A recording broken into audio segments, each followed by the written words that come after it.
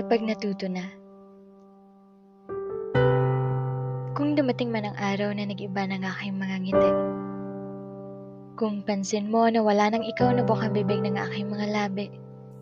Kung wala na ang lambing sa boses ko.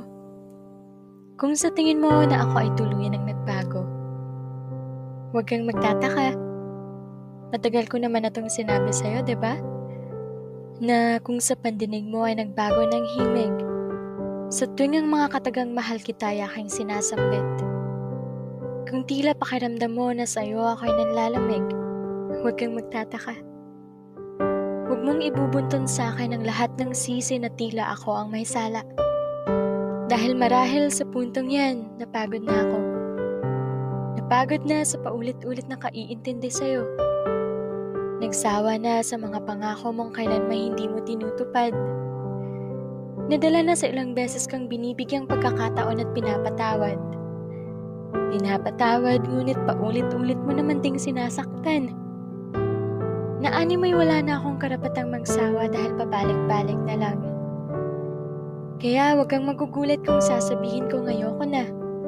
Huwag kang magkunwari na di mo alam kung bakit bibitaw na ako sa ating dalawa. Huwag kang magtaka na kusa akong lumayo. Huwag kang maguguluhan dahil wala na ako sa tabi mo. Huwag kang magmamakaawa kung bakit hindi na kita kayang patawarin pa. Dahil sa kakapatawad ko sa'yo, doon nagsimula ng pagmamahal ko ay nawala. Sa kahihintay kong magbago ka at ipakita mo sa akin na mahal mo talaga ako. Doon ako nag-umpisang mapagod at paunti-unting sumuko. Dahil wala kang ginawa. Wala kang ginawa para mapatunayan na mahal mo nga ako. Kaya dumating na ako sa puntong ako ay natuto. Natuto na kasi hindi na ako yung dating marupok na isang sorry at iyak mo lang. Bibigay na. Hindi na ako yung kahit ikaw ang may sala, ako yung magpapakumbaba. Hindi na ako yung taong hindi kaya na mawala ka.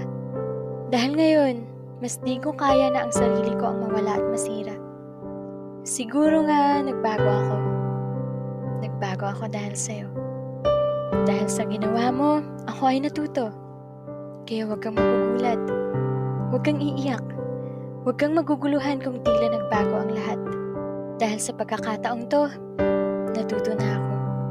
Dahil ang tao ay talagang bibitaw at gugustuhin ng lumaya kapag siya ay natutong mahalin at pahalagahan ang sarili niya.